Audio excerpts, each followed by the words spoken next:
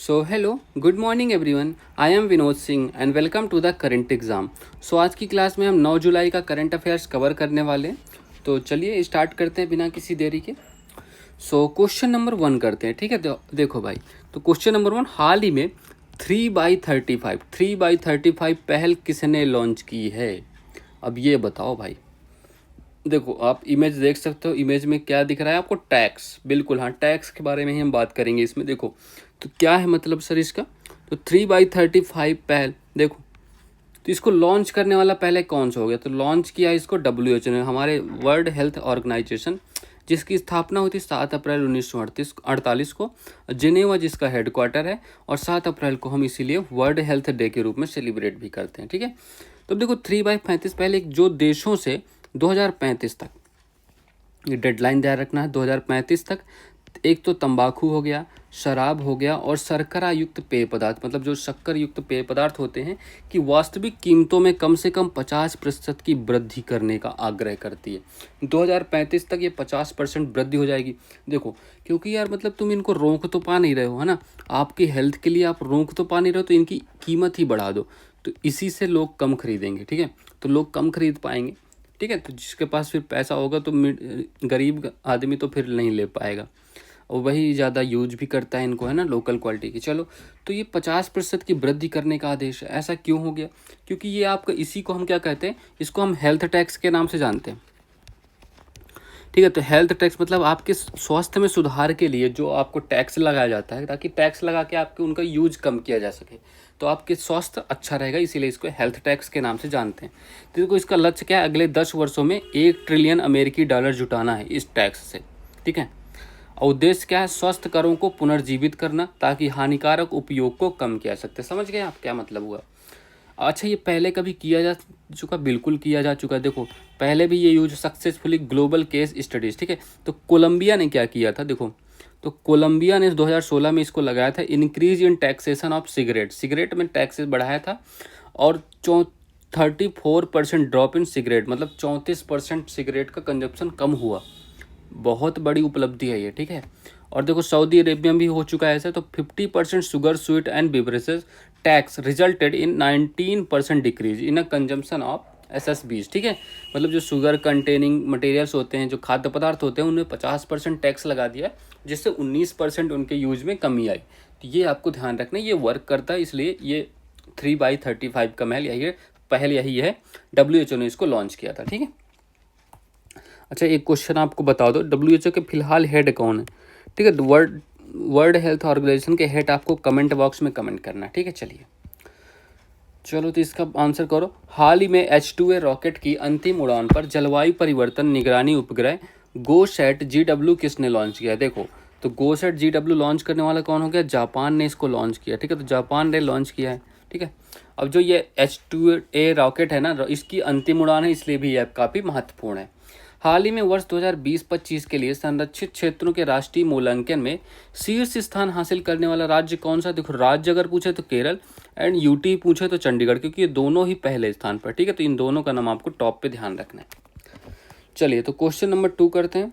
हाल ही में चर्चा में रहे जामाता तटरक्षक अभ्यास, ठीक है। जामाता तटरक्षक अभ्यास का संबंध किससे? अब इसका संबंध आप मार्क करो, भारत और जापान, ठीक है। अच्छा, पहले का आंसर मार्क किया था आपने, ठीक है। तो ये मार्क कर लो WHO, ठीक है। चलो, तो ये भारत और जापान के मध्य होता है। अब ये होता क्या है ये देख लो आओ, ठीक है। तो जामाता तटरक्षक अभ्यास, ठीक है। तो इसका मतलब क्या है? जापान और भारत के बीच ये होता है, आपने देख लिया। ये कौन कौन इसमें भाग लेगा? तो तटरक्षक बल जो होते हैं, जो कोस्ट गार्ड होते हैं ना, वो इसमें पार्टिसिपेट करेंगे। और ये जामाता का जो अर्थ होता है ना जापानी भाषा में, तो जापानी भाषा में जामाता का अर्थ होता है फिर मिलेंगे, मतलब फिर मिलेंगे, है ना। आप भी कहते हो कि चलो फिर मिलते हैं। तो इसका होस्ट कहाँ है? तो चेन्नई में 12 जुलाई 2025 को सेलिब्रेट मतलब आयोजित किया जाएगा। तो जो जापानी जहाज़ है ना, इत्सुकुशिमा, ये चेन्नई पहुंच चुका है, ठीक है। तो ये चेन्नई पहुंच चुका है, अभी हाल ही में खबर आई है, ठीक है। चेन्नई पहुंच गया है। अच्छा, इंडियन कोस्ट गार्ड के बारे में भी देख लो। तो इसकी स्थापना कब हुई थी? वो 1 फरवरी 1977 को रुस्तमजी समिति की सिफारिश पर हुई थी। हेडक्वार्टर इसका दिल्ली में, और इसके हेड कौन है? परमेश जी, ठीक है। तो आप मैप देख सकते हो जापान का। अच्छा, एक बात बता सकते हो क्या? तो जापान में जो यहाँ की संसद का नाम क्या है? जापान की संसद को किस नाम से जानते हैं, ठीक है, जापानी जो संसद है उसको किस नाम से जानते हैं। और कौन कौन से एक्सरसाइज हुए हैं जापान के साथ, जापान के साथ एक्सरसाइज हुए हैं सर हमारे, एक हो गया धर्म गार्जियन, है ना, तो धर्म गार्जियन हो गया। और कौन सा एक मिशन भी है यार, धर्म गार्जियन तो हो गया, एक लूपेक्स जो मिशन है ना उसको भी इसरो ने जाक्सा के साथ स्टार्ट किया है, ठीक है, तो लूपेक्स मिशन भी हो गया, ये भी आपको ध्यान रखना है, ठीक है। चलिए, तो आपने इसका आंसर मार्क कर लिया, भारत और जापान। अच्छा, श्रीलंका के साथ कौन सा अभ्यास हुआ है हमारा, श्रीलंका के साथ हमारा मित्र शक्ति अभ्यास याद है, स्लीनेक्स याद है, तो मित्र शक्ति याद रखना। अच्छा, मित्र विभूषण अवार्ड अभी दिया है श्रीलंका ने पीएम मोदी साहब को, ठीक है, तो ये सब आपको ध्यान रखना है। भारत और मलेशिया के बीच में कौन कौन सा होता है, तो मलेशिया के बीच समुद्र लक्ष्मण होता है, हरिमो शक्ति होता है ना, समुद्र लक्ष्मण हरिमो शक्ति मलेशिया के लिए ध्यान रखिएगा। और मलेशिया की कैपिटल क्या है बताओ, क्या है बताओ, इसकी कैपिटल तुम लोग बताओ, और करेंसी भी बताओ, काफ़ी इंपॉर्टेंट है ये दोनों, ठीक है, कैपिटल करेंसी दोनों। भारत और सिंगापुर के बीच क्या हो, सिम्बेक्स अभ्यास हुआ है ना, सिम्बेक्स अभ्यास, चलो ये भी ध्यान रखिएगा। ओके, अरे क्या लिखती है, सिम्बेक्स, चलिए ठीक है। अच्छा, ये कुछ और एक्सरसाइज है, इनके बारे में भी देख लो तुम लोग। तो देखो, डिजर्ट साइक्लोन अभ्यास, तो डिजर्ट साइक्लोन अभ्यास किसके किसके बीच होता है, इंडिया और यूएई के बीच होता है। कहाँ हुआ था इस बार, राजस्थान इंडिया में हुआ था, जनवरी 2024 में। Cyclone first exercise, cyclone first India और इजिप्ट के बीच होता है, अनहास इजिप्ट में हुआ था। खंजर अभ्यास इंडिया और किर्गिस्तान के बीच, हिमाचल प्रदेश इंडिया में हुआ था। सादा तंसीक, ये इंडिया और सऊदी अरेबिया के बीच होता है, राजस्थान इंडिया में। धर्म गार्जियन इंडिया और जापान के बीच, इस बार राजस्थान में हुआ। समुद्र लक्ष्मण बताओ, समुद्र लक्ष्मण इंडिया और मलेशिया के बीच। टाइगर ट्रम्प इंडिया यूएसए के बीच। लामिते अभ्यास किसके साथ, इंडिया और सेचल्स के बीच। और डस्टलिक अभ्यास इंडिया और उज्बेकिस्तान के बीच, ठीक है, तो ये आपको ध्यान रखना है। चलिए, क्वेश्चन नंबर 3 देखिए, हाल ही में किस राज्य के हनहथिया जिले, ठीक है, तो हनहथिया जिले को नीति आयोग NER SDG सूचकांक रिपोर्ट 2023-24 में शीर्ष स्थान मिला। इस क्वेश्चन के बारे में देखो, ये करता क्या है, इसका काम क्या होने वाला है। देखो, इसका काम है, हाल ही में नीति आयोग द्वारा, देखो, पूर्वोत्तर क्षेत्र, NER मतलब पूर्वोत्तर क्षेत्र जिला सतत विकास लक्ष्य SDG सूचकांक रिपोर्ट 2023, ठीक है, तो इसका पूरा नाम पढ़ लो जिससे आपको समझ आ जाए ये है क्या, समझ गए क्या है ये बताओ। अच्छा, फिर तो देखो, ये जो सतत विकास SDG तो पता है ना, ये SDG क्या होते हैं, SDG होते हैं 2015 से 30 के लिए कितने 17 गोल आपको निर्धारित किए गए हैं, ठीक है, तो 15 से 30 के लिए 17 गोल, ये तो आपको पता है ना, चलो ये तो आपको इतना पता ही है। तो ये देखो, नॉर्थ ईस्ट के लिए अलग से ये रिपोर्ट आती है, ठीक है, तो नॉर्थ ईस्ट के लिए अलग से रिपोर्ट आई, तो ये सतत विकास लक्ष्यों पर 8 पूर्वोत्तर राज्य और 121 जिलों को इसमें शामिल किया गया है। और इस 121 जिले में टॉप पे कौन है, फर्स्ट नंबर पे मिजोरम का हनहथिया जिला है, ठीक है, तो 81.43 स्कोर है इसका। और सबसे लास्ट में कौन है, अरुणाचल प्रदेश लोंगडिंग, ठीक है, 58.171 इसका स्कोर है। और दूसरे नंबर पर भी मिजोरम का ही जिला है, ठीक है, तो ये आपको ध्यान रखना, north eastern region district SDG index report 2023-24, ठीक है। अब इसको जारी कौन करता है, नीति आयोग द्वारा इसको जारी किया गया। कौन जारी किया, बाय नीति आयोग द्वारा, जिसकी स्थापना 1 जनवरी 2015 को PM मोदी की अध्यक्षता में हुई थी। उपाध्यक्ष कौन है इसके, सुमन बेरी, और CEO BBR सुब्रह्मण्यम, ठीक है। अच्छा, नीति आयोग ने एक हेल्थ रिपोर्ट जारी की थी, है ना, तो हेल्थ रिपोर्ट जारी की थी, उसमें टॉप पे कौन सा राज्य था, इसमें टॉप पे कौन सा राज्य था, ये आप कमेंट करके बताओ। चलो, ओके, आ जाइए। हाल ही में राजस्व खुफिया निदेशालय ने पाकिस्तानी मूल के सामानों के विरुद्ध कौन सा ऑपरेशन चलाया था, तो ऑपरेशन डीप मैनिफेस्ट, याद है या भूल गए, तो ऑपरेशन डीप मैनिफेस्ट। यार, एक क्वेश्चन और मुझे याद आ रहा है, ठीक है, तो यह ध्यान रखिए, एक क्वेश्चन और याद आ रहा है मुझे, वो भी लिख लो तुम। जो SDG इंडेक्स था, तो SDG इंडेक्स में भारत की रैंक क्या थी, तो भारत की रैंक बता दो इसमें, तुम लोग कमेंट करोगे या मैं बताऊं, ठीक है, तो भारत की रैंक क्या थी बताओ, जाइए जल्दी, बता सकते हो कोई, तो देखो लिख लो 99, ठीक है, इसमें रैंक पहली बार ये टॉप 100 में आया है, ठीक है, तो ये भी आपको ध्यान रखना पड़ेगा। चल, ठीक है, तो ये डीप मैनिफेस्ट लॉन्च किया गया था किस लिए, कि ताकि ये जो पाकिस्तान से अवैध तरीके से जो सामान आता है पाकिस्तान का ना, उसको रोका जा सके, ठीक है, तो ये आपको ध्यान रखना है। चलिए, कुल मिला के इतना ही था डीप मैनिफेस्ट मिशन, ठीक है। चलिए, हाल ही में जैन संत विद्यानंद की शताब्दी पर किसे धर्म चक्रवर्ती के रूप में सम्मानित किया गया? अब भाई किसे सम्मानित किया था तुम लोगों ने? तो ये हमने पीएम मोदी जी को, ठीक है, तो पीएम मोदी जी को सम्मानित किया गया, ध्यान रखिएगा। चलिए क्वेश्चन नंबर 4 देखिए, हाल ही में बिम्स्टेक देशों के लिए कैंसर देखभाल प्रशिक्षण कार्यक्रम कहाँ शुरू हुआ? तो कैंसर देखभाल प्रशिक्षण कार्यक्रम कहाँ शुरू हुआ, देखो चलो आओ। तो cancer care for BIMSTEC countries, ये बताओ भाई, तो इसको बारे में बता सकते हो? देखो तो किसने स्टार्ट किया? पहली बात तो इसको स्टार्ट करने वाला कौन है? तो मिनिस्ट्री ऑफ एक्सटर्नल अफेयर्स, ठीक है, तो गवर्नमेंट ऑफ इंडिया का जो मिनिस्ट्री ऑफ एक्सटर्नल अफेयर्स है उसने लॉन्च किया है। क्या लॉन्च किया है? Specialised training programme in cancer care for BIMSTEC country, जो बिम्स्टेक कंट्री देश हैं उनके लिए कैंसर देखभाल प्रशिक्षण संस्थान इस प्रशिक्षण स्टार्ट किया है, ठीक है, विशेष प्रशिक्षण। कहाँ पर? At Tata memorial centre TMC Mumbai on 7 July 2025 को, ठीक है। तो क्या आंसर हो गया आपका? Option number C correct answer हो गया, मुंबई। अब इसकी घोषणा कब हुई थी? घोषणा हुई थी सर जब मोदी साहब गए थे ना थाईलैंड, 6वां बिम्स्टेक जो शिखर सम्मेलन था, ये अभी पूछा गया था एग्जाम में, ठीक है।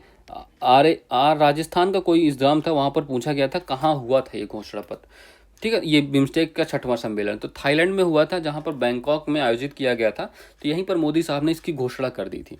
शुभारंभ किया किसने किया? अभी AK मोहंती, जो हमें परमाणु ऊर्जा आयोग के अध्यक्ष हैं, तो उन्होंने इसका शुभारंभ किया है। अच्छा, बिम्स्टेक के बारे में क्या पता है? बिम्स्टेक की स्थापना हुई थी 1997 में बैंकॉक घोषणा पत्र से। हेडक्वार्टर इसका ढाका बांग्लादेश में, और कितने देश हैं? Bangladesh, India, Myanmar, Sri Lanka, Thailand और नेपाल और भूटान अभी लेटेस्ट में इनको ऐड किया गया है, ठीक है। चलिए ये आप इमेज यहाँ पर देख सकते हो मेंबर कंट्रीज की, ठीक है। चलिए हाल ही में फीफा का फुटबॉल फॉर स्कूल कार्यक्रम, ठीक है, तो फीफा का फुटबॉल फॉर स्कूल मतलब फुटबॉल फॉर स्कूल F4S कार्यक्रम कहाँ लॉन्च हुआ है? तो ये वेस्ट बंगाल में, ठीक है, तो वेस्ट बंगाल में इसको लॉन्च किया गया है। हाल ही में कर्नाटक में काले सिर वाले कैटरपिलर के संक्रमण से किस फसल के उत्पादन में भारी गिरावट हुई है? तो ये नारियल, ठीक है, लगभग 80% फसल इन्होंने खराब कर दी। 80% फसल खराब होना, समझ सकते हो कितना ज़्यादा नुकसान हुआ है। चलिए तो हाल ही में विश्व जैव उत्पाद दिवस 2025 कब मनाया जाता है? तो बताओ भाई। तो हाल ही में विश्व जैव उत्पाद दिवस 2025 कब मनाया गया है? तो ये मनाया जाता है, देखो, तो ये 7 जुलाई को हर साल मनाया जाता है। शुभारंभ किसने किया है? केंद्रीय विज्ञान और प्रौद्योगिकी मंत्री डॉक्टर जितेंद्र सिंह ने दिल्ली में इसका शुभारंभ किया, ये आपको ध्यान रखना है। कौन सा विभाग इसको मनाता है? तो विज्ञान एवं प्रौद्योगिकी विभाग, इसको DST के नाम से जानते हैं, यही इसका आयोजन करवाता है। इसकी थीम क्या थी इस बार की? तो द बायो E3 बे 2025 की थीम थी। देखो ये इमेज में देख सकते हो, 7 जुलाई 2025 को वर्ल्ड बायो प्रोडक्ट डे मनाया गया, ठीक है। चलो, और ये 2021 से हर साल 7 जुलाई को मनाया जाता है। तो ये इस बार कौन सा, इस बार बताओ कौन सा क्रम था? तो ये option number D correct answer है, 7 जुलाई को सेलिब्रेट किया था, ठीक है। तो ये आपको ध्यान रखना है। चलिए थीम ये लिखी हुई है, यहाँ पर देख लीजिएगा, ठीक है, वर्ल्ड बायो प्रोडक्ट डे ये होता है। हाल ही में BS रवि ने confession of A Shakespeare addict पुस्तक का विमोचन कहाँ किया है? देखो तो किसने? BS रवि ने, ये BS रवि जी की पुस्तक है confession of A Shakespeare addict, ठीक है। इसका विमोचन हैदराबाद में भी हाल ही में हुआ है। हाल ही में मच्छरों के खतरे से निपटने के लिए AI आधारित प्रणाली SMOSS किसने तैनात किया है? तो इसको तैनात कहाँ किया गया है? आंध्र प्रदेश में 6 नगर निगम में, ठीक है। अभी क्या हुआ ना, यहाँ पर जब जल भरा हुआ तो काफ़ी ज़्यादा, बहुत मतलब लिमिट से अधिक मच्छरों की उत्पत्ति हो गई, जिस वजह से डेंगू मलेरिया काफ़ी फैलने लगे।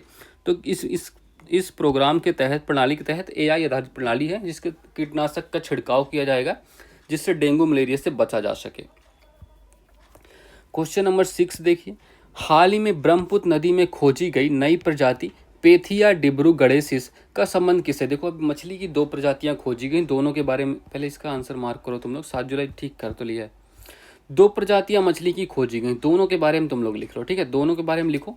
एक तो पहली प्रजाति होगी कौन सी? ये हो गई पेथिया डिब्रूगढ़ेसिस, ठीक है, तो पेथिया डिब्रूगढ़ेसिस ये पहली प्रजाति होगी। इसका संबंध है मछली के, कहाँ? डिब्रूगढ़ असम में, ब्रह्मपुत्र नदी जो मीठे पानी की नदी है वहाँ पर इसकी खोज हुई। तो ये इसको ध्यान रखिएगा, इसका इमेज देख लीजिए, ऐसी कुछ मछली होती है, ठीक है। तो new fish species discovered in Brahmaputra named after Assam Dibrugarh, ठीक है, उसी के नाम पर इसका नाम भी रख दिया गया। तो डिब्रूगढ़ेसिस, तो इससे आप पता चल जाएगा कहाँ पर इसकी खोज हुई थी। और दूसरी एक है बेरिलियस इम्फोलेंसिस, ठीक है। तो बेरिलियस इम्फोलेंसिस ये भी आपको ध्यान रखना। अब इसको कैसे ध्यान रखोगे, क्यों नहीं ध्यान रखोगे, ये भी मीठे पानी की मछली की एक नई प्रजाति है। इसकी खोज मणिपुर के इम्फाल में, ठीक है। तो इम्फालेंसिस से इम्फाल हो गया। तो इम्फाल नदी में खोज हुई थी इसकी। तो इस मछली को स्थानीय भाषा में, मेइतेई भाषा में नोगावा के नाम से जाना जाएगा, नोगावा, ठीक है। तो नोगावा के नाम से जाना गया। ये भी आपको ध्यान रखना, ये कुछ ऐसी दिखती है आपको, ठीक है। तो ये दोनों मछलियों की प्रजातियां, इनको ध्यान रखिएगा, कोई भी क्वेश्चन आपके एग्जाम में आ सकता है। हाल ही में यूपीआई का उपयोग करने की अनुमति देने वाला पहला कैरेबियन देश कौन था? अभी आपको पता है ना, मोदी साहब कहाँ गए थे? त्रिनिदाद एंड टोबैगो, ठीक है। तो यहीं पर तो इन्होंने ये कर दिया। तो त्रिनिदाद एंड टोबैगो में इसने यूपीआई यूज करने की अनुमति दे दी है। अच्छा, यूपीआई का किसने स्थापना की थी, मतलब कौन लॉन्च करने वाला था? तो बाई एनपीसीआई। ओके, चलिए अब देखो। अच्छा, तुमको ये पता है कि कहाँ कहाँ यूपीआई हमने लेटेस्ट में लॉन्च किया? लेटेस्ट में हमने देखो, भूटान हो गया, तो भूटान हो गया, और कहाँ? यूएई हो गया, तो यूएई हो गया, और कहाँ?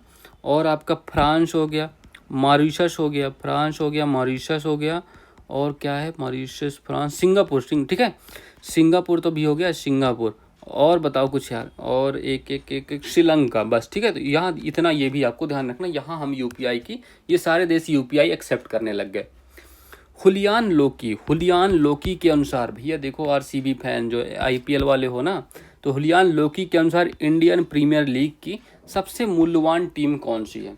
अब इंडियन प्रीमियर लीग की सबसे मूल्यवान टीम कौन सी है, बताओ भाई। तो अभी आईपीएल विजेता कौन है? आईपीएल 2025 को जीतने वाली टीम जो है ना, क्या नाम है उसका? RCB, royal Challengers Bangalore. ये सबसे मूल्यवान टीम हो गई। कितना मूल्य है इसका? इसका मूल्य लिखो, $269 मिलियन, ठीक है। तो ये पहले नंबर पे है। दूसरे नंबर पे कौन सा? दूसरे नंबर पे आपकी मुंबई इंडियंस, तीसरे नंबर पे आपकी चेन्नई सुपर किंग्स, ठीक है। तो ये भी आपको ध्यान रखना है, ठीक है। चलिए, so that's all for this class. Please आप लोग लाइक कर दीजिएगा, शेयर कर दीजिएगा, और सब्सक्राइब कर दीजिए। देखो, क्योंकि लगभग आप, अगर आप ये सारा डाटा पढ़ोगे ना खुद से, तो आपको 1 से 1.5 घंटे लगेगा ढूंढ के पढ़ने। मैं काफ़ी सोर्स फॉलो करता हूँ, जो भी आपके लिए ज़रूरी होता है सबको 20 मिनट में आपको कवर कराता हूँ। तो इसके लिए आप थोड़ा इतना तो कर ही सकते हो, है ना। चलो, so all the best, have a good day and